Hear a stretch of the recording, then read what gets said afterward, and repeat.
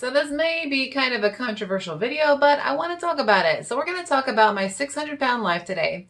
Hey folks, my name's Allie. Let's get started.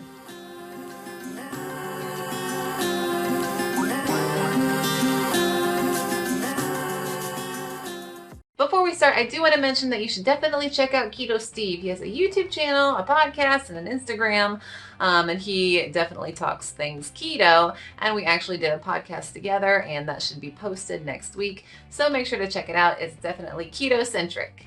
So I love my 600-pound life. It's the show that I've been watching the most of. We just got Hulu, and so I can binge watch it, and I just leave it on in the background because it's one of those shows you don't really have to watch. But I'm noticing similar themes throughout all of the episodes, and I just kind of wanted to take the time.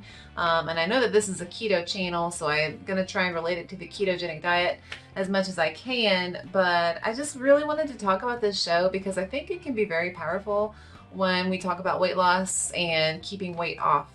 So if you've never seen my 600-pound life, all the episodes generally follow the same order. They always start and touch on the same points throughout the episode. So what do I mean? So basically, at the beginning of the episode, you meet the person who wants to go in for bariatric weight loss surgery. And usually they get a gastric bypass or a gastric sleeve.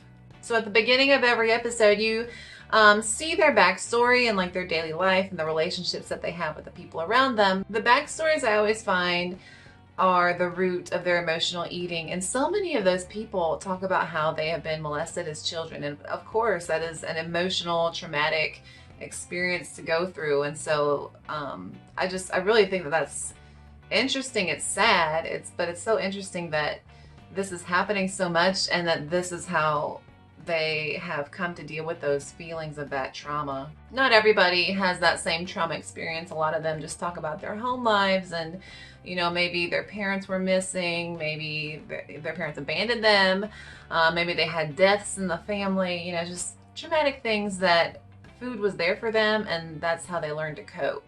And so I think that it really illustrates how, especially sugary foods, those high carb foods, you know, they never talk about eating lots of meat. They talk about big portions and they talk about sweets and candy and ice cream and pie and, you know, things like that. So it illustrates how overeating and eating the wrong foods can be like a drug. It can be addictive because it fills this space that you're missing internally. It fills an emotion and it helps you feel better. And so they're learning to cope like people do with drugs. And I've always thought that eating food in an unhealthy way and using food emotionally is like a drug. And I'll say that. I know that people don't think that is the same. It's not equivalent. But to me, in my opinion, I think it is. So, you know, what do you guys think about that? I think definitely food and sugar and just overconsumption can be like a drug to lots of people. So I also like this part of the episode because they show you the daily life of these people and the struggles that they go through. Like I said in many of my videos, my highest weight was 320 and I struggled a little bit, but not as much as these people do on this show. And my heart goes out to them because I know that they don't want to be in that space.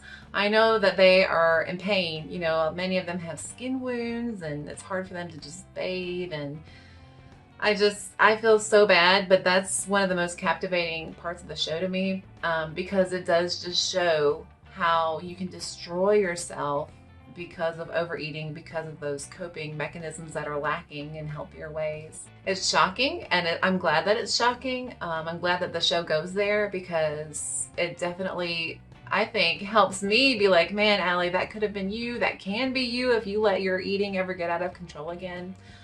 So some people think it's exploitive, but I think it's helpful. So, you know, that's just my opinion.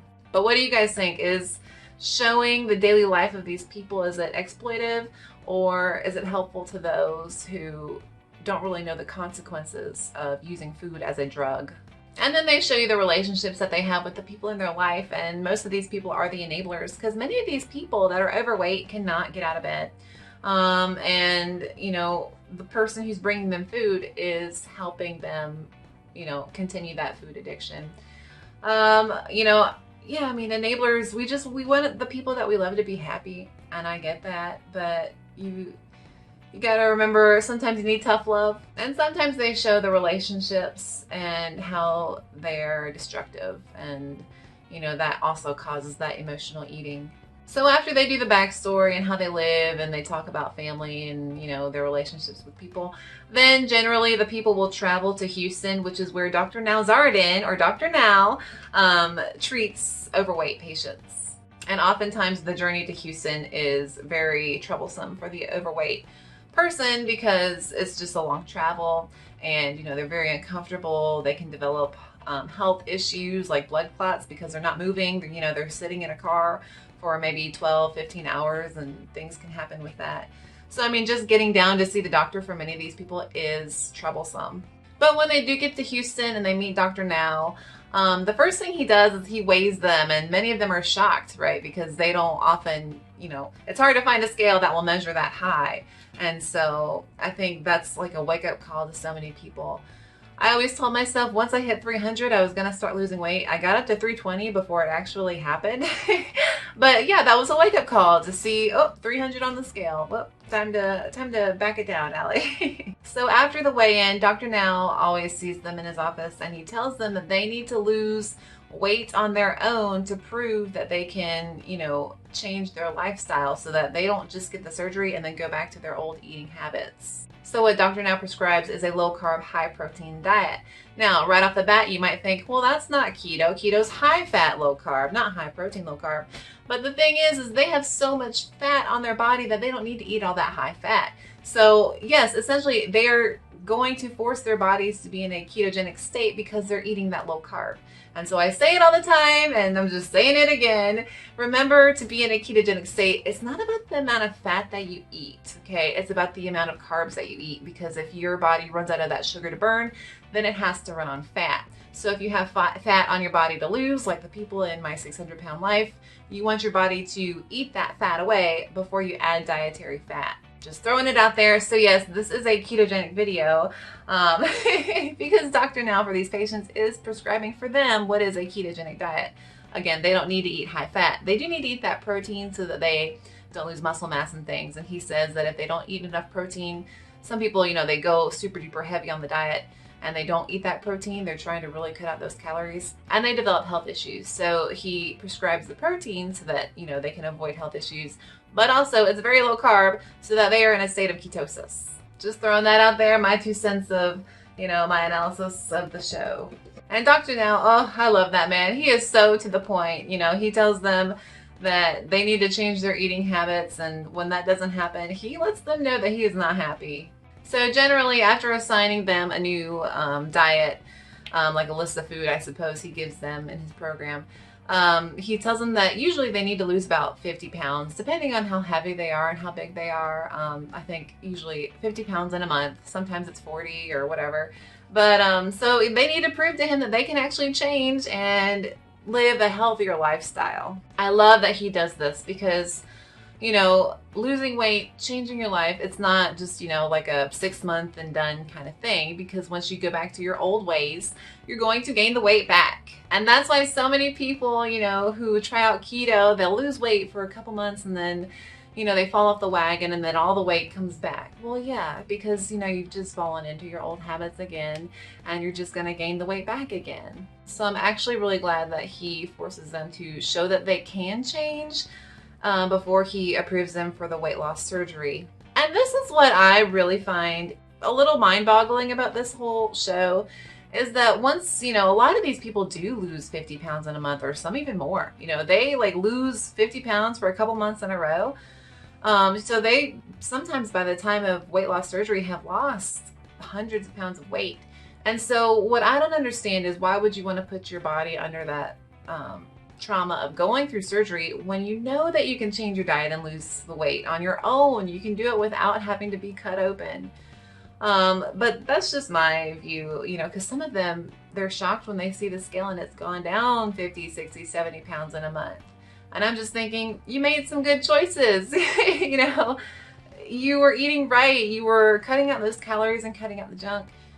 Why not just keep doing that? But I guess maybe the weight loss surgery is kind of a motivation for them to do that. And I always say, you need that motivation. No matter what you do, you need motivation so that you keep going. And so I guess maybe that's their motivation, is to get that weight loss surgery.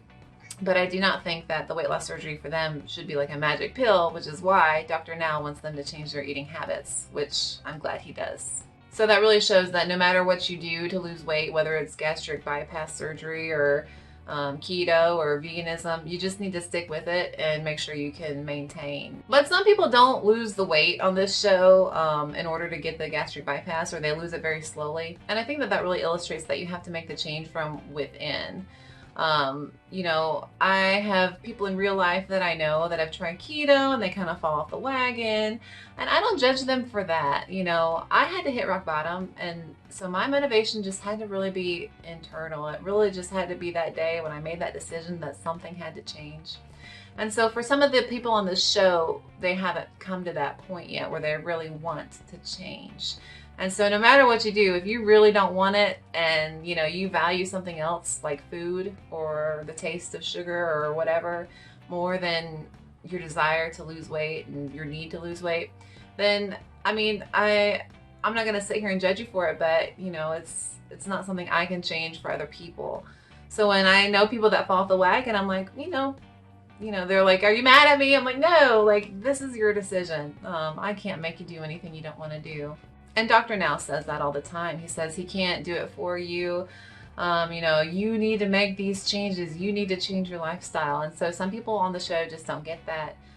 Some people do, and good for them. And, you know, I do hope that, you know, the people, anybody out there really who wants to lose weight, but they haven't made that decision to finally change, I hope that something, you know, does help you make that decision so that you can get healthier and lose the weight. So have you seen this show? What do you think about it? Is it exploitive? Is it helpful to people? What are your thoughts on that? Because I'm kind of torn. Yeah, you know, especially in the beginning shots when they show the daily life, it does seem a little exploitive. But I think that that's helpful. You know, it shows you the real danger of gaining so much weight.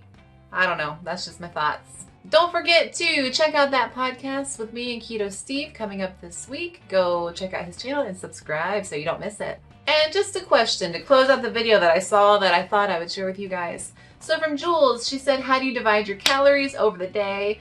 Like, do you make breakfast 500 calories? How much per meal? So I usually save the majority of my calories for dinner. And that's because I can actually sit there. I can make really good food for dinner. I can put the time into it. I can sit there and like enjoy my meal. So that's where I put all my calories. But it's going to depend on every person's wants and needs. I used to eat 3 meals a day and kind of spaced out my calories. I was intermittent fasting for like almost 6 months, and now I'm eating like a very small lunch just so I'm not like super duper starving by dinner time. So it just depends what you want to do, what kind of flow, what your lifestyle is like, you know, whatever you want to do. But that's just how I do it right now. And like I always say, all these gurus for weight loss and keto, they're going to change what they do based on what their needs are. And so should you. So whatever your needs are, follow that. Well, folks, I hope you enjoyed the video. If you did enjoy this video, please don't forget to like and subscribe. That would help me out a whole lot. And if you'd like to find me on social media, I will link all of that down below. Again, thank you guys so much for watching. My name's Allie. Have a good one. Bye.